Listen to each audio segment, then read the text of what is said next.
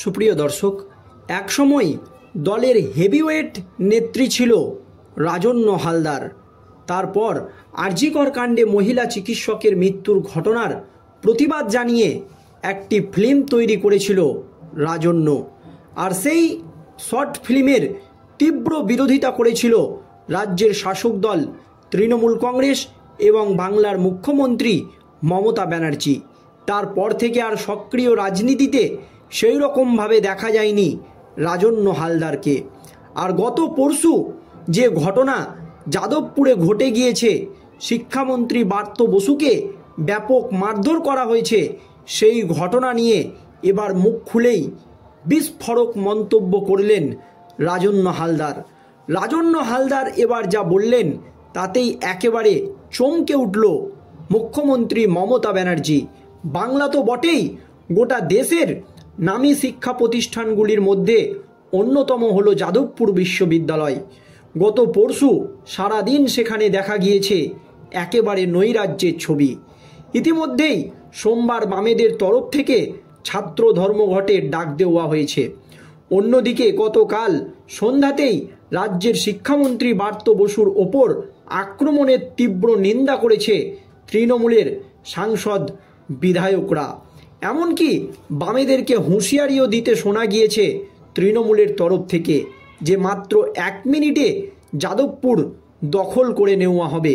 গতকালের ঘটনায় ক্ষোভ উগরে দিয়েছে রাজ্যের বিদ্যুৎ মন্ত্রী অরূপ বিশ্বাস।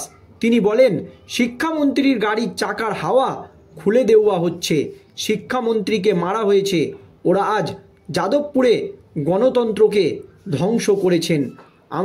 আমরা মনে করি যে ছাত্ররা অধ্যাপকের গায়ে হাত দেয় তারা কখনোই ছাত্র হতে পারে না, ওরা গুন্ডা।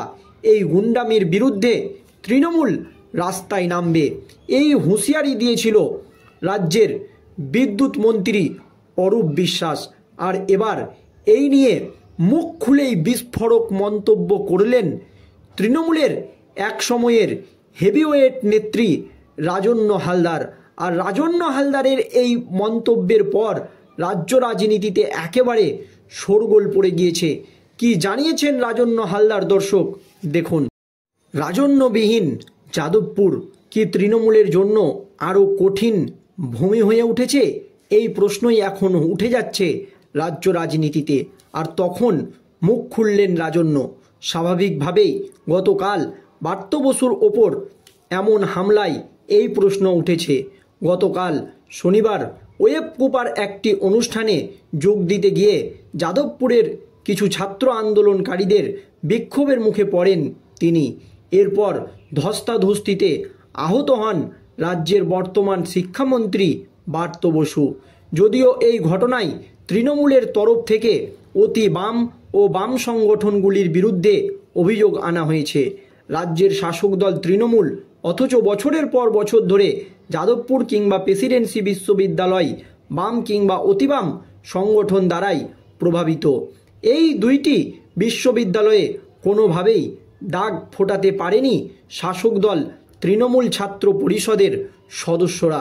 কিন্তু বছর দুয়েক আগে যাদবপুরের প্রথম বর্ষের পড়ুয়ার মৃত্যুর আন্দোলনে নামে তৃণমূল ছাত্র পরিষদের সদস্যরা এবং যাদবপুর থেকে তৃণমূল ছাত্র পরিষদের এই আন্দোলনকে তৎকালীন সময়ে গতি দিয়েছিলেন রাজন্য হালদার। এরপর রাজন্যকে যাদবপুরের টিএমসিপি ইউনিটের প্রেসিডেন্ট হিসাবে দায়িত্ব দেওয়া হয়। সেই সময় রীতিমতো চিন্তায় পড়ে বাম ও অতি বাম ছাত্র সংগঠনগুলি।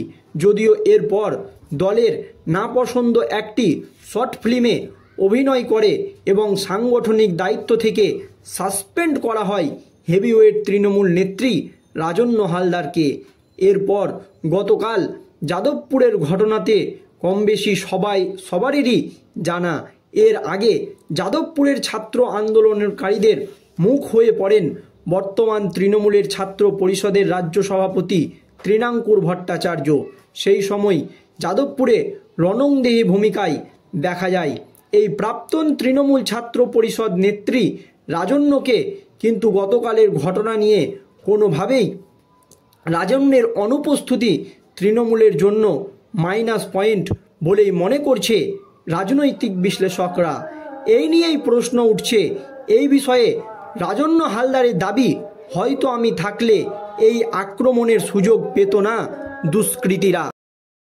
এই বার্তায় দিয়েছেন রাজন্য হালদার।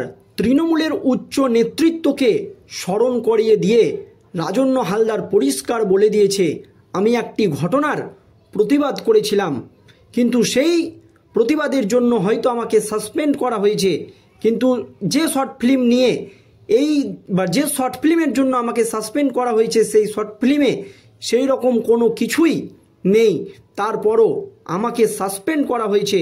কিন্তু আমি যদি আজ থাকতাম বা দলে থাকতাম, আমাকে যদি সাসপেন্ড করা না হতো, তাহলে শিক্ষামন্ত্রী ব্রাত্য বসুকে কোনো দিনই দুষ্কৃতীরা আক্রমণ করার সুযোগ পেত না। এমনই বার্তা কিন্তু দিয়েছে রাজন্য হালদার। শিক্ষামন্ত্রী ব্রাত্য বসুর সুস্থতা কামনা করে রাজন্য। তারপর আরও বলেন, যাদবপুর বারবার উচ্ছৃঙ্খলপুর এবং হয়ে উঠেছে। পড়ুয়া মৃত্যুর ঘটনায় চোখে চোখ রেখে বাম সংগঠনগুলির বিরুদ্ধে একসময় লড়াই করেছিলেন এই হেভিওয়েট তৃণমূল নেত্রী রাজন্য হালদার, কিন্তু আরজি করের একটি ঘটনা নিয়ে একটি শর্ট ফিল্মে কাজ করার জন্য তাকে সাসপেন্ড হতে হয়। আর আজ তিনি একেবারে তৃণমূল কংগ্রেসকে চরম বার্তা দিয়ে পরিষ্কার জানিয়ে দিলেন যে আমি যদি দলে থাকতাম, তাহলে কিছুতেই দুষ্কৃতীরা শিক্ষামন্ত্রীর গাড়িতে এইভাবে হামলা করতে পারতো না। এই বার্তা কিন্তু দিয়ে দিলেন। কিন্তু বছর দুয়েক আগে যাদবপুরের প্রথম বর্ষের পড়ুয়ার মৃত্যুতে আন্দোলনের নামে তৃণমূল ছাত্র পরিষদের সদস্যরা এবং যাদবপুর থেকে তৃণমূল ছাত্র পরিষদেরই এই আন্দোলনকে তৎকালীন সময়ে গতি দিয়েছিলেন রাজন্য হালদার। এরপর রাজন্যকে যাদবপুর টিএমসিপি ইউনিটের প্রেসিডেন্ট হিসাবে দায়িত্ব দেয় তৃণমূল কংগ্রেস। সেই সময় রীতিমতো রাজন্যর রাজনৈতিক ব্যক্তিত্ব দেখে বা রাজনৈতিক কেরিয়ার দেখে চিন্তিত হয়ে পড়ে বাম এবং অতি বাম ছাত্র সংগঠনগুলো। যদিও এরপর দলের না পছন্দ হওয়া একটি শর্ট ফিল্মে অভিনয় করে রাজন্য হালদার এবং সাংগঠনিক দায়িত্ব থেকে সাসপেন্ড করা হয় রাজন্যকে। তারপর আর সক্রিয় রাজনীতিতে দেখা যায়নি রাজন্য হালদারকে। আর এবার যখন শিক্ষামন্ত্রী ব্রাত্য বসুর গাড়িতে হামলা হয়েছে যাদবপুরে, তখন রাজন্য হালদার একেবারে চরম বার্তা দিয়ে পরিষ্কার জানিয়ে দিলেন, আমি যদি থাকতাম তাহলে এই ধরনের ঘটনা ঘটতো না। দর্শক, এই নিয়ে আপনাদের মতামত জানাবেন। ধন্যবাদ।